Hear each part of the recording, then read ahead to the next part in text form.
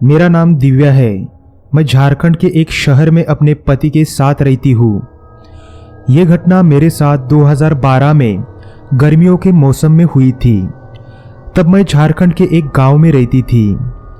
मेरा घर सिर्फ 2 रूम का ही था और घर के आगे थोड़ा सा आंगन था। उस वक्त हमारे घर में 5 दिन बाद हल्दी का कार्यक्रम था, क्योंकि मेरी शादी थी। तो हमारे घर पर बहुत सारे मेहमान आए हुए थे। घर में शादी का माहौल होने की वजह से घर पर आए मेहमान भी दिन भर कुछ ना कुछ काम करते ही रहते थे। जब रात होती थी तब कुछ लोग घर में सोते थे और कुछ लोग बाहर के आंगन में सोते थे।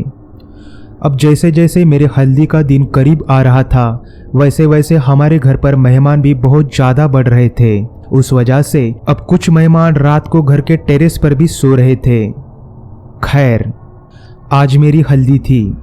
घर में बहुत सारे मेहमान आए हुए थे। रात को सबने मुझे हल्दी लगाई।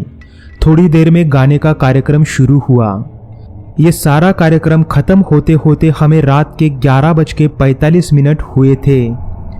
थोड़ी ही देर में हमारे पड़ोसी और गांव के कुछ लोग अपने अपने घर चले गए। अब हम सब लोग सोने की तैयारी करने लगे।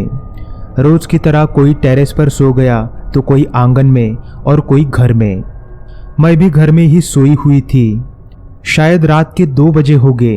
प्यास की वजह से मेरी नींद खुली और मैं पानी पीने के लिए आधी नींद में ही चलती हुई घर के बाहर आई, क्योंकि हमारा पानी का मटका बाहर ही रखा हुआ था। मैंने जब मेरे आसपास नज़र डाली तो घर के सारे मेहमान अब सो चुके थे। बाहर काफ़ी ज़्यादा अंधेरा भी छाया हुआ था। अब मैं पानी पी रही थी, लेकिन पानी पीते पीते मेरी नज़र मेरे घर से 20 कदम दूर उस इमली के पेड़ पर गई। तो उस इमली के पेड़ के पास मेरी बुआ खड़ी थी।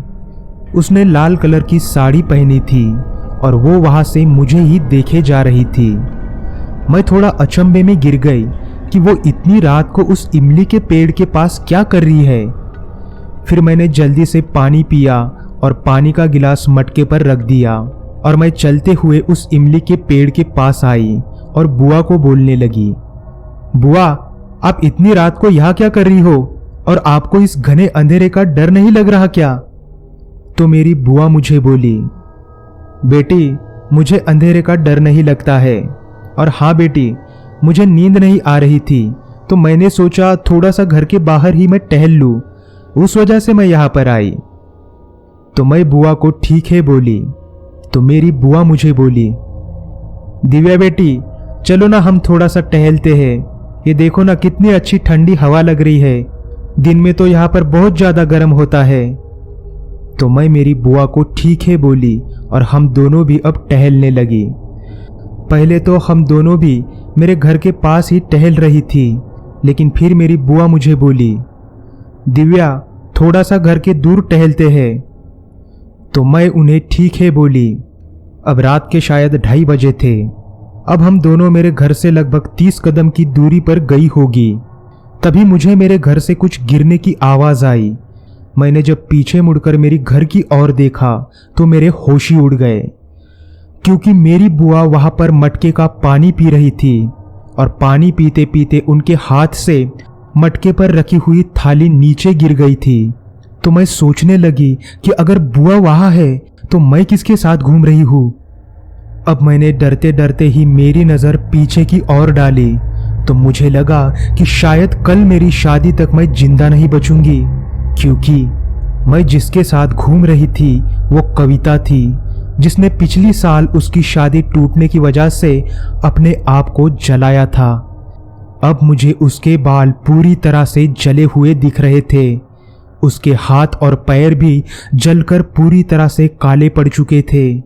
उसके चेहरे से पूरी तरह से मांस गल रहा था। उसकी आंखें, जो कुछ देर पहले मुझे प्यार से देख रही थी, लेकिन अब उन आंखों में खून उतर आया था। उसका वो डरावना रूप देखकर मैं काफी जोर से चीखी और वहीं पर बेहोश हो गई। तो मेरी बुआ ने मेरी तरफ देखा और जल्दी से घर के लोगों को उठाकर मेरे पास आई। घर के कुछ लोगों ने मुझे वहां से उठाकर घर में लाया और मुझे होश में लाने की कोशिश करने लगे। थोड़ी ही देर में मैं होश में आई और मैंने सबको कविता की बात बताई तो मेरी बुआ मुझे बोली, बेटी अगर घर में शादी का माहौल हो और दुल्हन को हल्दी लगी हो तो इतनी रात के वक्त घर के बाहर नहीं निकलना चाहिए, क्योंकि घर के बाहर निकलने से कुछ अतृप्त आत्माएं हमारी तरफ आकर्षित होती है और वो हमें किसी न किसी रूप में दिखती है और फिर वो हमें उनकी दुनिया में ले जाने की कोशिश करती है। बेटी तुम किस्मत वाली थी जो उस कविता के भूत से बच गई। बुआ की वो बातें सुनकर मैं काफ़ी ज़्यादा डर गई थी। दूसरे दिन मेरी शादी हुई और मैं मेरे पति के घर आई। आज उस बात को तकरीबन 9 साल हो रहे हैं, लेकिन आज भी वो हल्दी वाली रात मैं नहीं भूल पाई हूँ।